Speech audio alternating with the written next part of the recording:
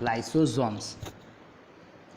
તો લાઇસોઝોમ્સ કોષના ઉત્સર્જન દ્રવ્ય કે કચરાને ત્યજતા તંત્રના પ્રકાર તરીકે લાઇસોઝોમ્સ આવેલી હોય છે. બરાબર છે.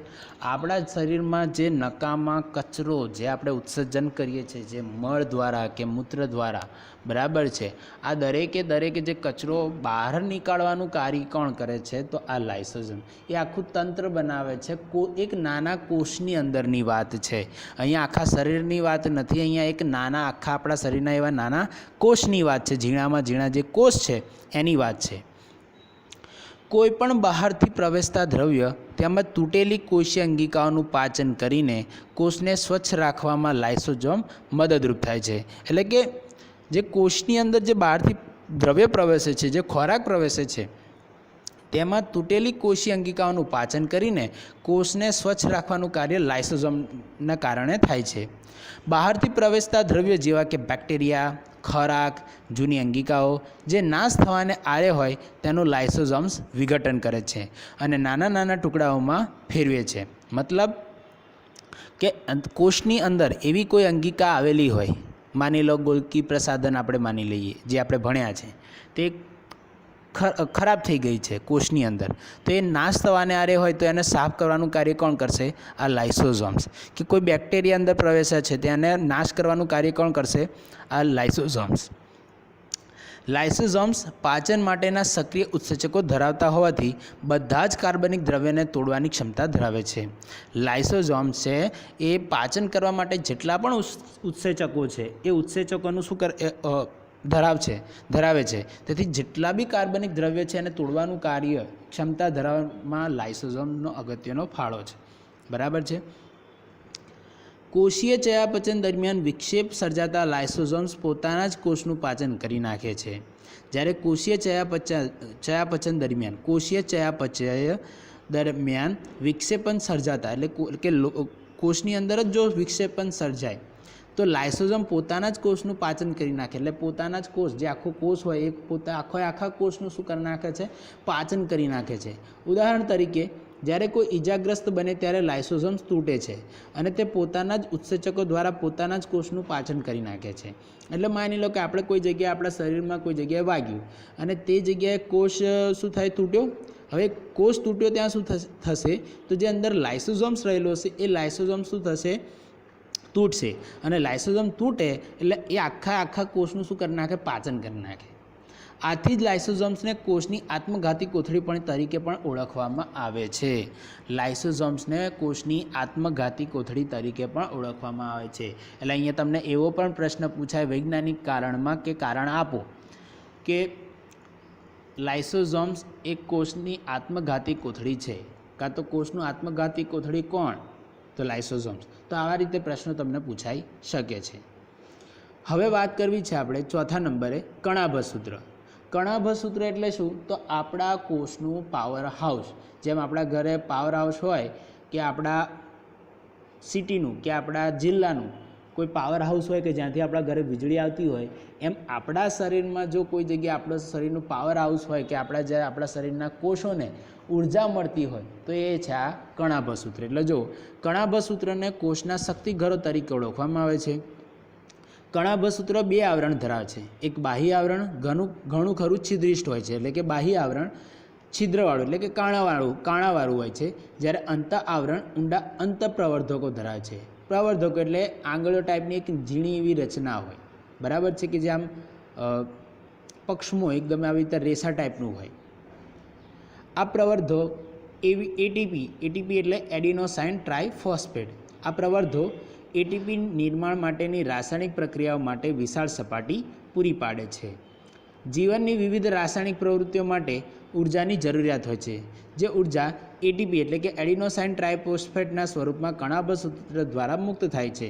એટલે કે જીવનની જેટલી પણ રાસાયણિક ક્રિયા માટે ઉર્જાની જરૂર હોય એ ઉર્જા કણાભ સૂત્રમાં રહેલા એટીપીના સ્વરૂપમાં સંગ્રહ પામે છે અને મુક્ત થાય છે.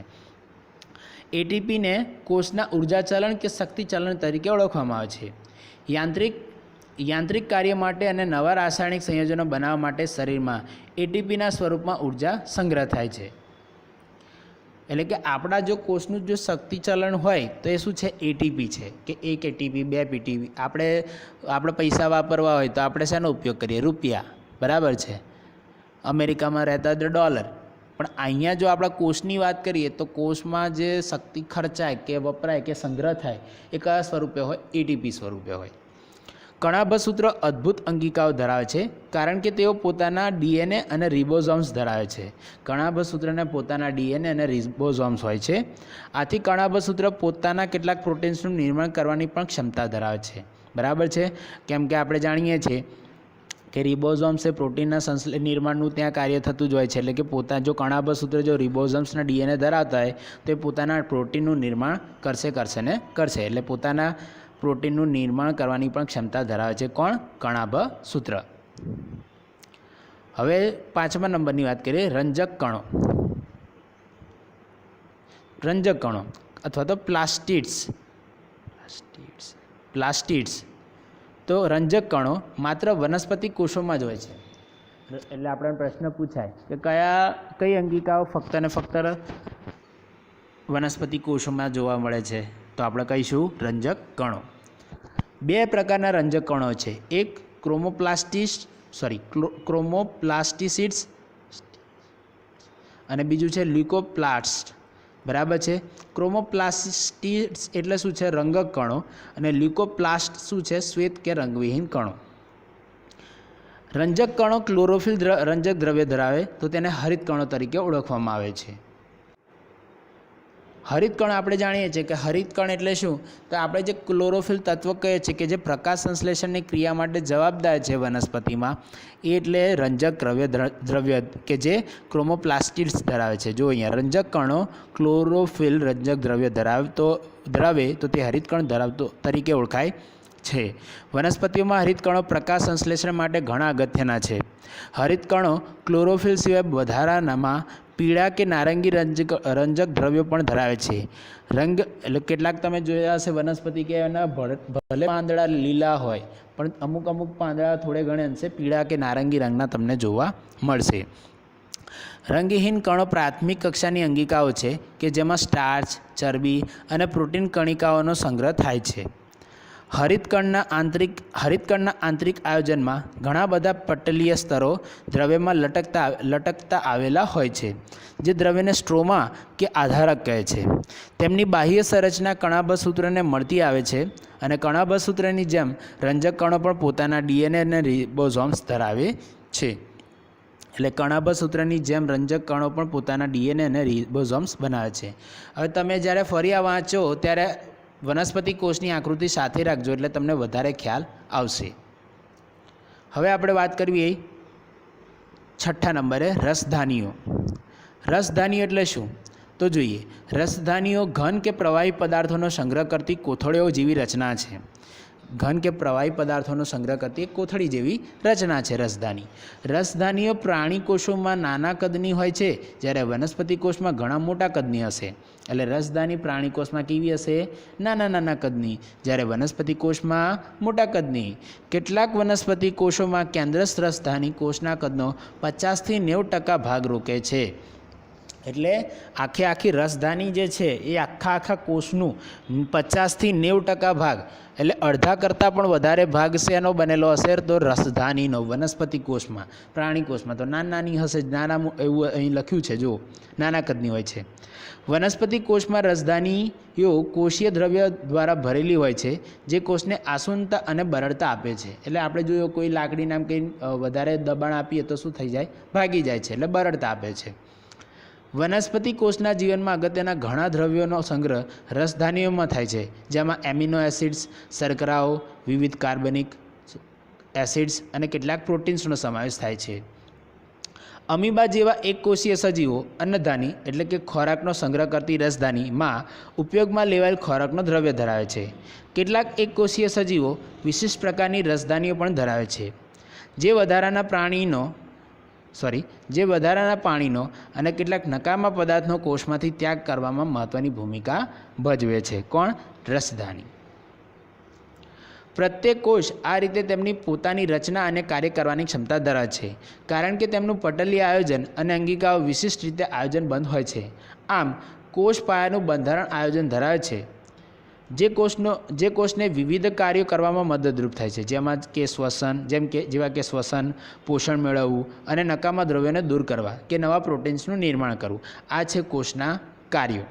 આમ કોષ એ સજીવોનો પાયાનો બંધારણીય એકમ છે, તેમજ સજીવનો પાયાનો ક્રિયાત્મક એકમ પણ છે. બરાબર છે. સજીવનો પાયાનો બંધારણીય એકમ કયો? તો કોષ. અને સજીવના પાયાનો ક્રિયાત્મક એકમ પણ કોણ? તો પણ કોષ. હવે આપણે વાત કરવી છે કે જે કોષની આપણે વાત કરી એ કોષની જ વિભાજનની પ્રક્રિયા, એટલે કે કોષ વિભાજન. તો જો કોષ વિભાજન, તો કોષ વિભાજન બે પ્રકારે થાય છે. કયા કયા? સંભાજન અને અર્ધીકરણ. તો આપણે એની વાત કરીએ તો જૂના મૃત અને ઇજાગ્રસ્ત કોષોના સ્થાને, એટલે કે આપણા શરીરના જૂના કોષો, જે આપણે આપણા શરીર પર કેટલી વાર વધારે પડતું ઘસીએ તો ચામડીમાંથી આપણને એક થોડુંક શું કહેવાય, મેલ જેવું નીકળે છે. બસ એ મેલ બીજું કંઈ જ નથી, મૃત કોષો જ છે. તો એ જૂના મૃત અને ઇજાગ્રસ્ત કોષોના સ્થાને સજીવોમાં ક્રમાનુસાર વૃદ્ધિથી નવા કોષોનું નિર્માણ થાય છે અને પ્રજનન માટે જન્યુ કોષો, એટલે કે જનન કોષોનું નિર્માણ આવશ્યક છે. એટલે કે બીજા નવા કોષો બનવા માટે જન્યુ કોષોનું નિર્માણ જરૂરી છે, કે જેથી આપણા શરીરમાં, નહીં તો પછી આગળ કાર્ય ના ચાલે. જે ક્રિયા દ્વારા નવા કોષોનું નિર્માણ થાય છે તેને કોષ વિભાજન કહે છે. જે ક્રિયા દ્વારા નવા કોષોનું નિર્માણ થાય તેને કોષ વિભાજન કહે છે. અને કોષ વિભાજનના બે પ્રકાર છે, એક સંભાજન અને અર્ધીકરણ. તો પહેલાં આપણે વાત કરીએ સંભાજન. તો સંભાજન એટલે શું? તો સંભાજનની વાત કરીએ. કોષ વિભાજનની તે ક્રિયા કે જે વૃદ્ધિ માટે મોટે ભાગે કોષ વિભાજન થાય છે. મોટે ભાગે કોષ વિભાજનની તે ક્રિયા કે જેમાં વૃદ્ધિ માટે મોટે ભાગે થાય છે તેને સંભાજન કહેવાય. બરાબર. એટલે કે શરીરના વૃદ્ધિ માટે આ સંભાજન વૃદ્ધિ એટલે વિભાજન થશે. આ ક્રિયામાં પ્રત્યેક કહેવાતો માતૃકોષ વિભાજનથી બે સમાન બાળકોષોનું નિર્માણ કરે છે. તો જુઓ તમે આકૃતિમાં, આ માતૃકોષ છે. એ માતૃકોષમાંથી તમે જોઈ શકો છો બે આ લાલ રંગના દેખાશે ને આ ગુલાબી ટાઈપના. બરાબર છે. તો એમાં જો એનું અડધું અડધું થઈ જાય તો અહીંથી આ બે અડધા થઈ જાય તો આ એક ટુકડો અહીંયા આવી ગયો, આ એક ટુકડો અહીંયા આવી ગયો. એ જ રીતે આ બેનું પણ થાય તો આ એક ટુકડો અહીંયા આવી ગયો અને આ એક ટુકડો અહીંયા આવી ગયો. તો બાકીના બીજા 4 ટુકડા નીચે આવી ગયા, એટલે અડધા અડધા થઈ ગયા. જો એ 4 અડધા અને એમનાય અડધા પાછા, એટલે આખું સંભાજન, એટલે કે સરખા ભાગમાં વિભાજન થાય છે. બાળકોષો માતૃકોષો જેટલા જ રંગસૂત્રો ધરાવે છે. જો 1 2 3 4 આ માતૃકોષ થઈ. હવે બાળકોષમાં જોઈએ તો કેટલા આ 4 ધરાવે છે, તો આ કેટલા કોષ ધરાવે છે? તો 1 2 3 4, આ પણ 4, 1 2 3 4. એટલે કે બાળકોષો માતૃકોષો જેટલા જ રંગસૂત્રો ધરાવે છે તે સજીવોમાં વૃદ્ધિ અને પેશીઓના સમારકામમાં મદદરૂપ થાય છે. એટલે આપણે પૂછાય કે સંભાજન જે કોષો છે, સંભાજનવાળા બાળકોષો, તે શરીરમાં વૃદ્ધિ અને શેમાં મદદરૂપ થાય છે? તો શરીરના વૃદ્ધિ અને પેશીઓના સમારકામ માટે મદદરૂપ થાય છે. હવે વાત કરીએ અર્ધીકરણ.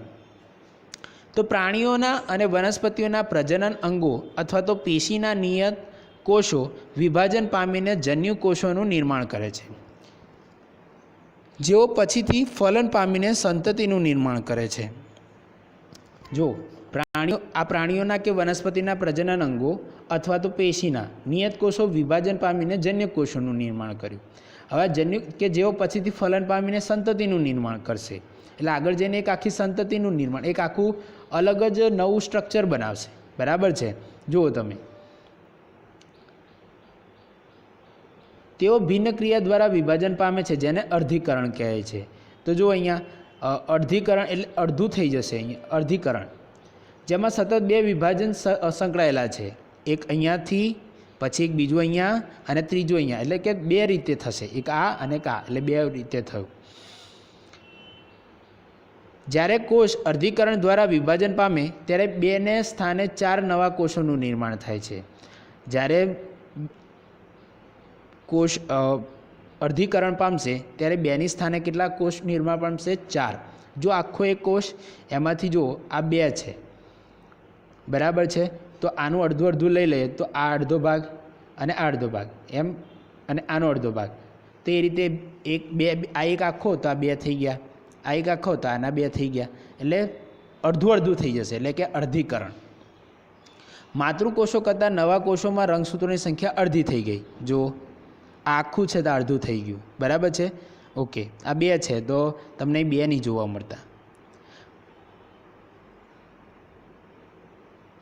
એટલે શું તમે વિચારી શકો છો કે શા માટે બાળકોષો રંગસૂત્રોની સંખ્યા અડધી જેટલી ઘટેલી છે? તો આપણે જાણીએ છીએ કે આપણે એવું વિચારીએ કે માતૃકોષ અને પિતૃકોષ આ બંને જ્યારે ભેગા થાય ત્યારે અડધા રંગસૂત્રો માતૃ તરફથી અને અડધા રંગસૂત્રો પિતૃ તરફથી, એ બંને એટલે અડધા અડધા થઈ ગયા, એટલે અડધા અડધા હોય છે.